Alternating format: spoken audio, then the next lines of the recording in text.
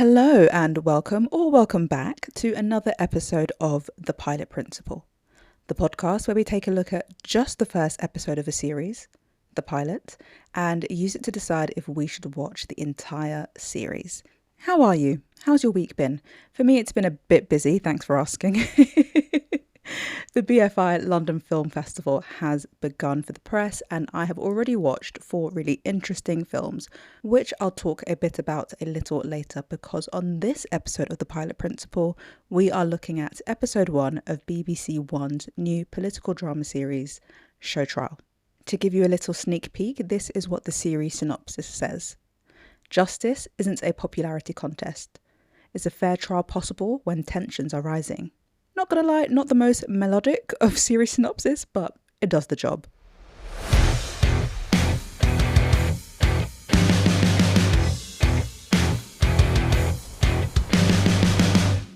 I know what you're thinking. Jen, another British series? Trust me when I say it is completely accidental, and I promise I am not being sponsored by the Beep. I mentioned Showtrial as a possible pilot to explore a few episodes back, and if you have seen this knocking around, yes, technically this is series 2, but it has been confirmed that this is an anthology series, which means new everything, new story, new setting, and new cast, which we might as well go into now. So as a quick whiz through, episode 1 of Showtrial is titled Officer X, and the synopsis tells us that a police officer is accused of killing a notorious climate activist. Not gonna lie, I think that synopsis is straight bars. I was invested after those incredibly effective 11 words. We have an episode length of 56 minutes and a series length of 5 episodes. Odd numbers.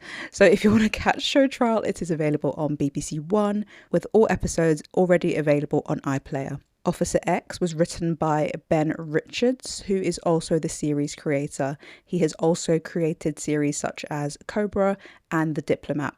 Not the Netflix one, the other one, which neither of us have heard of. And as well as that, he has written episodes of Strike and The Tunnel. The pilot was directed by Julia Ford, and Ford has directed episodes of The Bay, Silent Witness, and Harlan Coben's Safe. I mean, anybody who's worked on any Harlan Coben series, I think you're just going to be in for a good ride, you know? They know how to do mystery and intrigue and a little bit of craziness, and that's basically all I look for in a drama. Okay, moving on to cast, and we have 2 main stars. Firstly, Adil Akhtar, who plays Sam Malik, and Akhtar has starred in Enola Holmes and Enola Holmes 2, Fool Me Once, another Harlan Coben mystery that came out at the beginning of this year, and he also was in series 1 of Sherwood, and you know what? Love that for him. Please keep coming up on my screen. He's a great actor, love his works, and personally I love that he's getting a starring role in a British series. Next, we have Michael Sosha, who plays PC Justin Mitchell. Sosha has starred in Being Human, This Is England, the film and the Channel 4 series, as well as the Once Upon a Time spin-off series, Once Upon a Time in Wonderland. His sister was in the Channel 4 series Misfits, which is my piece of random information for you today. The pilot also stars Natalie Armin, Faiseo Akinade, Barney Fishwick, and Joe Dempsey. I know I've said this about 10 million times before and counting, but I'm going to say it for you again, because the reason that I wanted to watch Showtrial Series 2 is because I absolutely freaking loved the first series. I think it was so underrated in the sense that nobody ever talks about it and it deserves to be talked about so much, because it really plays on your innate preconceived perceptions of people and how we present ourselves and how that can impact how we are treated, but on a grand scale, such as murder. Showtrial Series 1 was an absolute goldmine of character-led drama, and the way it teases the audience so that you're never really quite sure, honestly, brilliant. It sparked weeks of conversation between me and my older sister, who I share a love of Sunday night 9 p.m. British dramas with. So yeah, obviously I was going to watch series 2. And you know what? Great for you guys that it's an anthology, because it means I get to talk about it. Now, I wouldn't say that you needed to watch series 1 before diving into series 2, but I do think series 1 will give you a really good understanding of the concept of the series. Before we go any further, a quick shout out to the new followers. Hello, welcome to the crew. We do not have t-shirts, but we do share a love of television and judgment. So you're in the right place. And if you are a first-time listener and that sounds like you, hit follow. Okie dokie, let us judge a show by its pilot. And of course, we do that by starting with the first 10 minutes. Why the first 10 minutes, you wonder? Well, because the first 10 minutes of a pilot specifically is supposed to be constructed to introduce us to this new TV world and to set us on our way for the journey ahead by convincing us to stick around until the end of the episode. So, crew, lock in. There is a lot to take in for the opening 10 minutes of Officer X, which goes like this. We are in Brighton at a Stop Climate Genocide, SCG, protest led by activist and author Marcus Calderwell, and tensions are rife. There is colourful smoke billowing and choking people out. There are protesters who are sitting down and refusing to move and graffitiing places. There are angry civilians trying to go about their day, and then there is the police separating the two. Covering the SCG protest against a company whose cheap, over-processed food are destroying the planet is journalist Felix Owosu, who captures footage of civilians calling Caldwell a selfish prick for disrupting people's lives and the police dum-dums for not arresting the protesters. Caldwell then says to the crowd with his full chest, "I won't apologise for the inconvenience of a privileged few." Which understandably riles up the crowd even further, and then eventually Caldwell is arrested for the 21st time. 21st time he's been arrested. Yeah, talk about a privileged few. 6 months later, Caldwell is riding his bike on a country lane when a car appears behind him and runs him off the road. Not in the accidental kind of running off the road. This is the purposeful kind of running off the road. The person, who we do not see, takes Caldwell's helmet, camera and bike and drags his body into a ditch where he lies unseen on the brink of death for what looks like 24 hours.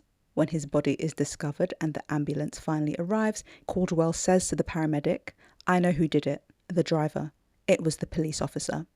And then we are hit with the title card, Showtrial. And this is literally only the first 5 minutes. So yeah, let's keep going. Next, we meet Sam Malik, who is ranting to his therapist and eventually leaves in a huff because she won't prescribe him any more sleeping pills.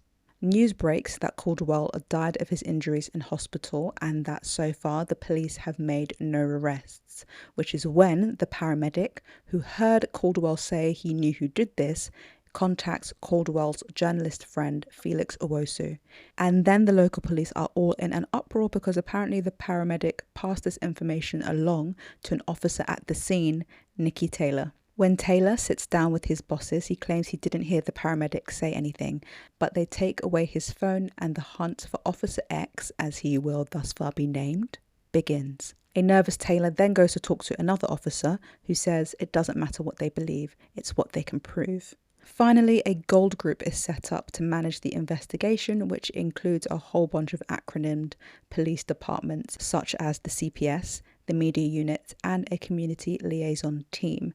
As well as this, DIs from Hampshire and the New Forest are brought in so that the investigation remains unbiased. The DI leading the investigation is Miles Southgate. And that is finally the first 10 minutes. As an intro, I have to say I think the opening ruckus was incredibly effective. You could really feel the tension in the air. You could really easily relate it to real life.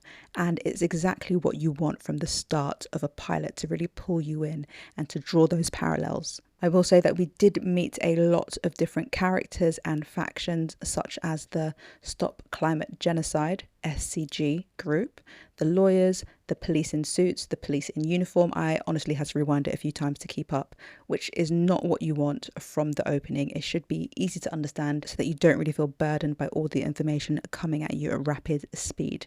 I mean, literally as well, by the 8-9 minute mark, it all kicks off. Caldwell is dead. Uniform officers have weird cryptic chats. The search for Officer X begins. The investigation gets underway. It's fast paced, and confusion aside, seatbelts are on. We are ready for the ride. All right, crew, let's chat characters. And there are two main characters to look at, starting with PC Justin Mitchell, aka Officer X. Now, in terms of the kind of person that PC Mitchell is, I would just call him a cocky prick, but not in an annoying way, at least so far. And I'm pretty sure you would agree with me by calling him cocky because he shows up to Malik's office all slick while the Brighton police force are hunting him down. He just literally strolls in and he hands himself into the police on his own terms, and then when he does, he basically just runs rings around them during the questioning process. And it's not funny, but it's a little bit funny. At one point, Malik asks Mitchell if he's enjoying himself, and you know what? Mitchell doesn't say he isn't. It's incredibly annoying, but also kind of attractive. Like, is that just me? Okay, possibly it's just me. Moving on, in terms of wants and needs, I think they're quite hard to pinpoint beyond the obvious of, not going down for murder, because he is only introduced a quarter, if not further, into the pilot episode. Now, from beginning to end, Mitchell is the same. He is overconfident and unreadable. However, we do get a moment of humanity from him when he explains why it's entirely possible that Calderwell might have mentioned him by name. Mitchell explains that a woman got into a crash and died in front of him, and the only reason that she got into the crash is because a SCG protest meant that she had to take a diversion from her regular route. Mitchell took her loss personally and went as far as to possibly, undefinably, harass Caldwell on 2 occasions following that incident. Now, I would say that despite all the things I've said about Mitchell, he is the kind of people that people like. He's brash, he's honest, he's easy to talk to. He's the kind of guy that you just want to have a beer with. The other officers clearly like him, and there seems to be some sort of silent understanding that they are on his side. But on his side for what? There's definitely something booky going on with the police officers at the Brighton police unit, force, whatever. Now, I do think, in terms of what's going to happen with Mitchell throughout the series, that he has done something. Possibly something else. I think he's smarter than he looks, and he's confident enough to think that he could get away with something like murder. Or whatever else it is him and his mates are hiding. He's definitely an interesting character. But he's not the only one, because next we have Sam Malik. And Mitchell, as I said, cockily strolls in to see Malik to get representation. But before Mitchell introduces himself as Officer X and the fact that everybody is after him, he explains to Malik that he once saw him in court, and he said to himself, "That's who I would want defending me," after he called him an annoyingly persistent twat, which is a pretty decent summary for the troubled, cynical lawyer who suffers from insomnia and grief. All Malik wants is justice and fairness, and to see the legal system do its job. However, what he probably needs to do is to take care of himself and to be fair on himself, because when we meet him, he is in a therapy session, and we learn later on in the episode that his wife committed suicide. He is still coping, and over the course of the episode, we see that despite the spittle-flying bouts of whiny vitriol, he high-key loves what he does. He is chasing the high of the pursuit of justice, and I think for Malik, taking on Mitchell's case is the ultimate paragon for what Malik wants to see / accomplish in his one-man quest for fairness in a flawed system with flawed people. He's a right barrel of laughs, isn't he? Now, in terms of looking at his character for the possible series ahead, everybody tells Malik not to take the case. His colleague, who basically already thinks that Mitchell is guilty, and if anything, solidifies Malik's desire to take on the case and prove that you can't just say that about people without having all the facts. His opponent also doesn't want him to take the case, but she also just doesn't really like him. However, she is also excited to possibly face him in court. And finally, his son doesn't want him to take on the case because he worries for his mental health and that the left will come after him. I do think that the case will break Malik in some way, shape or form. However, I think he'll overcome it because he is an annoyingly persistent twat. Now, between Mitchell and Malik, there is a shared sort of dry, humoured, banterous wit that I'm kind of digging, you know? It's kind of how I always imagined me and my lawyer would be. Generally, we do meet a lot of other characters, such as opposing counsel, CPS lawyer Layla Hussein Kenny, journalist Felix Uwosu, and DI Miles Southgate from Hampshire and or the New Forest. I know they're separate places, but are they? I really need to go and check my counties. Anyway, they're not necessarily the antagonists, but they are also not on the side of Malik and Mitchell. So good thing they have each other then. And now it is time for a quick interlude to see what film and TV is looking like beyond the pilot principle. Say it with me, everybody, starting as always with books. And this is a short one because I'm still reading Burnham Wood by Eleanor Canton. I can't remember what name I gave last time, but I feel like I got it so wrong. And to be honest with you, since I've said that I started that book, I don't think I've read much more. I think I'm only like 20 pages deep. Don't quote me on that. We'll check in on my progress on the next episode. Moving on to film, as I said at the start of the episode, BFI London Film Festival has begun. And this is my first year doing the film festival, so that's really exciting. And so far, I have seen 4 movies, the first being A Real Pain, and this is Jesse Eisenberg's second directorial debut. I guess it's not technically a debut, is it, if it's the second one? Either way, he wrote and directed the movie and he stars in it as well alongside Kieran Culkin, and the two of them make an absolutely fantastic duo. The movie itself was funny, it was raw, and it was just a great piece of simplistic filmmaking, but in the nicest way. Next, I watched A Nice Indian Boy, which is a romantic comedy about a man looking for somebody to marry one day. Now, what I really liked about this movie was less the romance side and more the whole generational view of love. I think that is something that is very rarely explored, and I think the movie did really well. Next, I watched Nickel Boys and Fudge My Life. That gave me a heartache for days. The movie is about a reform school in the 60s, and yeah, it's not an easy watch. However, I will say if you struggle to watch movies about quote unquote black trauma, this one isn't as viscerally traumatic as something like 12 Years a Slave. However, yes, it is of course still deeply sad. The cinematography, I will say, was one of the standout components of the film. It was incredibly immersive, also a little bit trippy. It did mess with my head a little bit when the movie started, but you do get into it quite quickly, and I think the movie overall did a really good job of knitting together the lasting impression of the past on the present, and yeah, this one really sticks with you. And finally on the list of movies I've watched so far for the London Film Festival is Gutter, and this one stars, I can't remember anybody's names. Looks like it's time to play Guess Who I'm Talking About based on what they've previously starred in, if I can make an accurate description. So Gutter stars the guy who voices Miles Morales in Across the Spider-Verse and Into the Spider-Verse and Beyond the Spider-Verse. No, that's the one we're waiting for. Damn it, when are we going to get that movie? And it also stars Janet from the Netflix show with Kristen Bell. The Good Place. Yes, that's who's in it. Gutter is a silly, funny movie that kind of just made me nostalgic for like independent cinema and taking a chance on movies and seeing what happens and just giving actors the opportunity to be a bit goofy and get outside of themselves for a role. Yeah, I'm not gonna lie, I did laugh out loud quite a bit.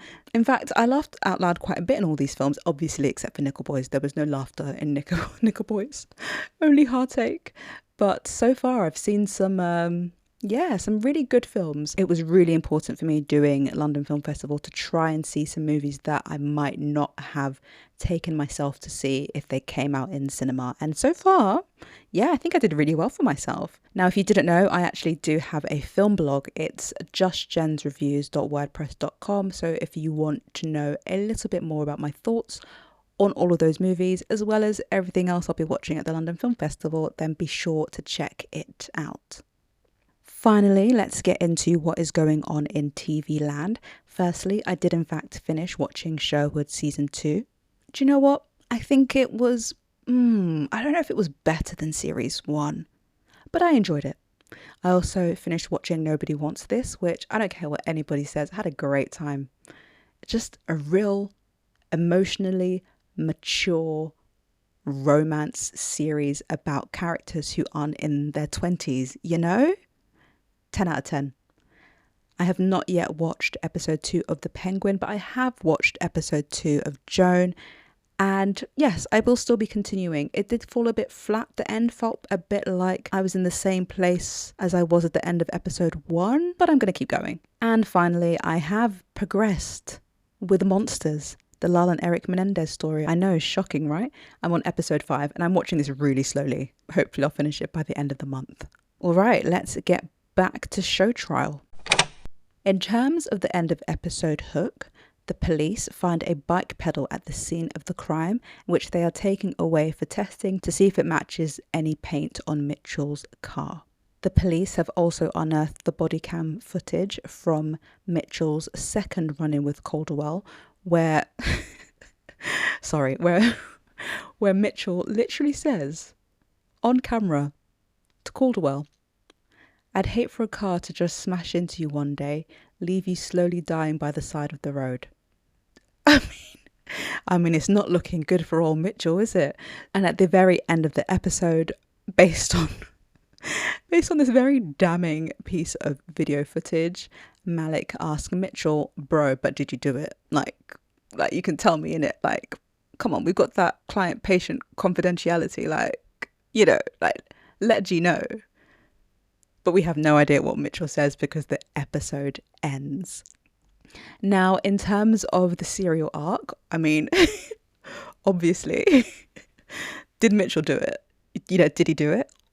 In fact, no, not did he do it. Do we think he did it? That's what Showtrial is all about. Well, at least that's what season 1 was all about. And if not, then what did he possibly do? Because I feel like there is something else, something suspicious going on between Mitchell and his uniformed mates that they are trying to cover up, because when, what's his name? PC Taylor got his phone taken, something about a group chat was mentioned, things to be deleted, etc. So yeah, there's something to uncover there. Also, along the course of the series, we will definitely be seeing the trial unfold and find out more about Calderwell and who else's life he possibly impacted, because I'm going to say it. We see Calderwell say to the paramedic, "An officer did it." Bro didn't specify a name.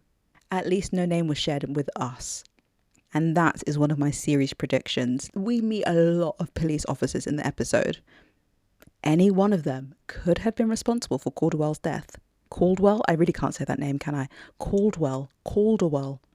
I also predict for the series that we will see who else had possible motive to Calderwell, because the SCG group had their own problems, apparently people wanting to go their own way and try different forms of activism. And in general, there are just a number of possible secrets / information that we are not yet privy to that could possibly muddy the waters. So was that really a prediction? I guess those were predictions. I predict that it was going to be a different officer involved. I predict that the activist group have their own agenda for wanting Mitchell to be the murderer. And yeah, who knows? It's episode 1, it's all up in the air.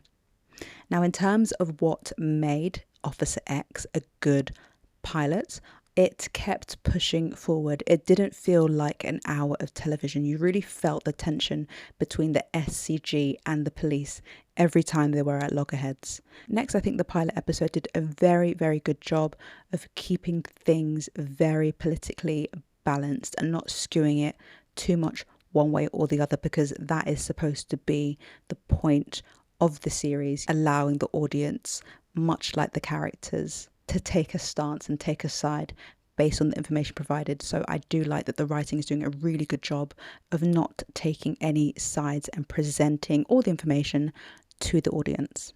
And finally, what I liked about the pilot episode is that I did not trust anybody. And I kind of love that. You are kept guessing, which is partially the job of the pilot. Overall, the writing, phenomenal. There, I've said it. Now, on the flippity flip side, in terms of what I thought made it a relatively poor pilot, There was a lot packed into the first episode. You know, it's only a 5 episode series. I get it. However, I did get lost over who was who and what their jobs are. We meet 4 different important police officers, 3 different lawyers, 2 climate activist people who are important to the plot, and 4 extra people are brought in as well. There was just a lot going on, and it's hard to say if they are trying to bog us down and confuse us so we don't guess who done it, or if the writer, creator just wanted to put everything in there when he really should have killed a few darlings, or at least delayed them until episode 2. Now, if you were to ask me personally what my favourite aspect of the pilot episode was, well, for context, when Officer X arrives at the police station to hand himself in, there is already a group of protesters gathered, and Officer X, instead of going around the back, goes right through them, and they are jostling him and pushing him and, I don't know, trying to like just grab him like outside of a police station. Are you okay? Are you all right? The protesters then go on to graffiti the police station, and then eventually the police start arresting the ones who are, you know, doing illegal activities. And then 2 people from the SCG group, including the journalist Felix Owusu, walk in to complain about the excessive force and the arrest. And then Malik, who was there and has seen the whole thing, says something like, yeah, but you guys are literally breaking the law and you don't know that Mitchell did it. And then the woman who is part of the SCG group says, we don't want facts, we want justice. We don't want facts, we want justice. Hun, like, is everything okay at home? But this was an absolutely fantastic line because it really encompasses the point of the programme and the negative impact of a show trial. You now have a decision to make. So based on all the information I've said, this is why I think Showtrial Season 2 might be for you. Firstly, if you like a show that gets a little deep, something that you can unpack for hours, you know, something you can discuss sociological impacts and relate it to today, go back and forth over a cup of tea, then Showtrial might be for you. If you do not mind unlikable characters, look no further than PC Justin Mitchell. And finally, if it's more about the journey when you watch a program and less about the destination, then I really think that you are going to enjoy this series. On the other hand, Showtrial might not be for you. For example, if you prefer your dramas a little bit more cut and dry, aka murder, investigation, suspect, prison. Secondly, you might not like Showtrial Series 2 if you do not like your fiction being a little bit too close to reality. And you know what? I hear you. No shade. Perhaps you don't want to relive that time you couldn't get where you needed to get to because the M25 was blocked by protesters. Or you don't want to think about that time that you went to the National Gallery to go and see the new Van Gogh exhibition and there was soup thrown at one of Van Gogh's works and some of it splashed on you. Maybe you don't want to go through that again, and that's okay. And finally... And finally, you might not like Showtrial if you get easily bogged down when there are too many characters and possible plot threads. Pilot score wise, I will be giving Showtrial Episode 1, Officer X, a 4 out of 5 because yes, it is fantastic in setting up the principal themes and painting a vivid picture of not only our 2 main leads, but the world and the contention between the activists and the police and the civilians. And it does a good job in getting us invested in the investigation early on. However, there are like 2, maybe 3 too many possible plot threads, story arcs being set up that makes the pilot fall just short of perfection. Now that we've talked about you, let's talk about me. It will come as a surprise to nobody that I will in fact be continuing with Showtrial Series 2.